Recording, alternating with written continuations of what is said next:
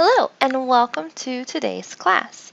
My name is Grace Greger and today we will be discussing how we can use the redundancy principle, the signaling principle, and the spatial contiguity principle to reduce the extraneous load on our students' working memory.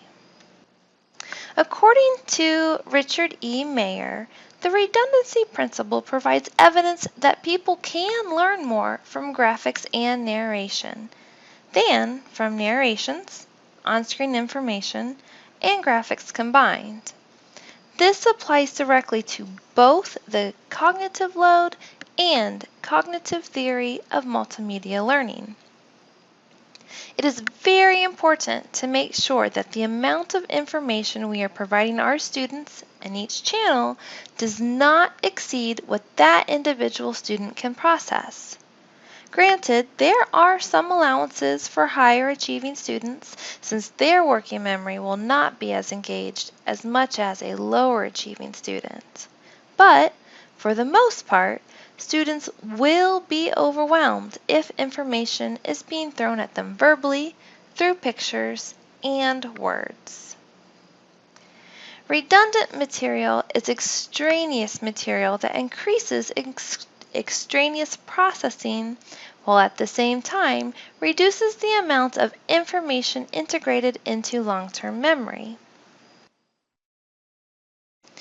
Our textbook, the Cambridge Handbook of Multimedia Learning, written by Richard Mayer, provides many examples of research that resulted in non-redundant groups outperforming redundant groups with an effect size in the medium and large range. This concept of redundancy goes hand in hand with the information store principle, the narrow limits of change principle, and the extraneous cognitive load. Our working memory can only handle so much information. If the learner has to focus their attention on the same information being repeated over and over and over because the presenter is being redundant, they will not be able to focus on the main concepts. The learner will then struggle to reorganize and integrate their learning material into their long-term memory. Since extraneous processing is the same as extraneous cognitive load, redundancy in multimedia presentations will also affect the cognitive theory of multimedia learning. In the cognitive theory of multimedia learning, the extraneous processing is made up of processing that has nothing to do with the instructional goal. If there is something in the multimedia presentation that has nothing to do with the end results that are desired, or it is disturbing the process of working memory, it should be eliminated. According to Mayer, less is more. Redundancy can happen anywhere and at any time. Take the picture on this page for example. I used to read this book to my daughter all of the time. By reading the words on this page out loud, showing this page to my daughter, and my daughter also reading the words internally, I was overloading her working memory and being redundant. Too often, educators are redundant in the classroom. We repeat ourselves over and over and over and over again because we do not think that anyone is paying attention. Or there is always that one student who asked the question we just finished answering, so we repeat ourselves in the hopes that no one will ask the same question again.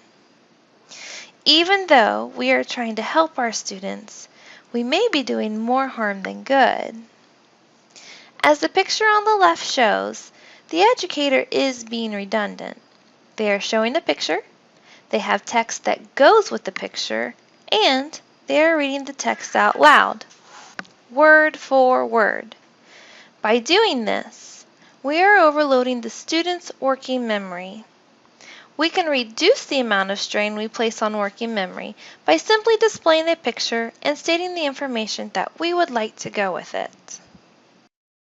According to Mayer, the signaling principle brings attention to the fact that people learn more deeply with multimedia messages when cues are added.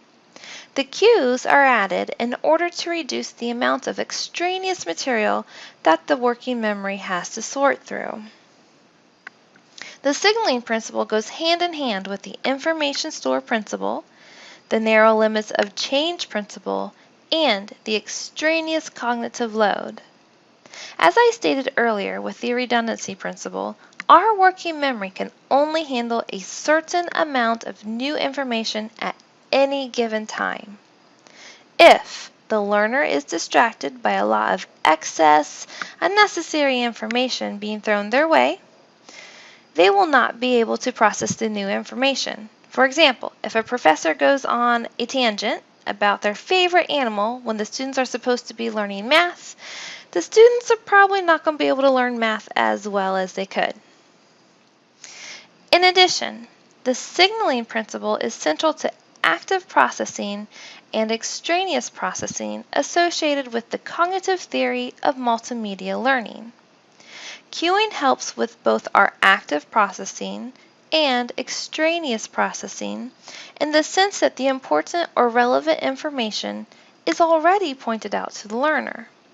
Essentially, a learner's working memory is saved the step of sorting through all of the non-relevant information thrown at them in the presentation. This enables the student to organize the new content and integrate it into their long-term memory more efficiently.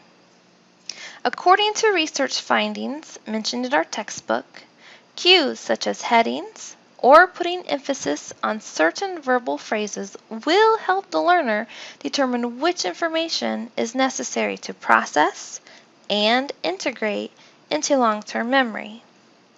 By guiding the learner to the essential material, the cognitive load is reduced and the essential material is then sorted and integrated into long-term memory. Thus, meaningful outcomes are gained. Signaling, or cueing, occurs constantly in our everyday lives without us paying much attention to it. This picture, for example. This picture is telling the general public the gender that is allowed to use the restroom that this particular picture is hung on. If you are not of this gender, you are not supposed to use this restroom. To help alleviate our students' working memory of extraneous loads, as well as extraneous processing, we can do things such as highlight, circle, or point to the important information. According to Mayer, the Spatial Contiguity Principle states that people learn better when words and pictures are presented close together instead of far apart. Essentially, if the text that goes with a given picture is placed far away from the picture, the learner is forced to waste time flipping back and forth between them both. Spatial contiguity, the environmental organizing and linking principle, extraneous cognitive load, and extraneous processing are all interconnected. Students who are forced to waste time by scanning around multiple pages are more likely to experience cognitive overload. Their working memory just cannot handle the new information.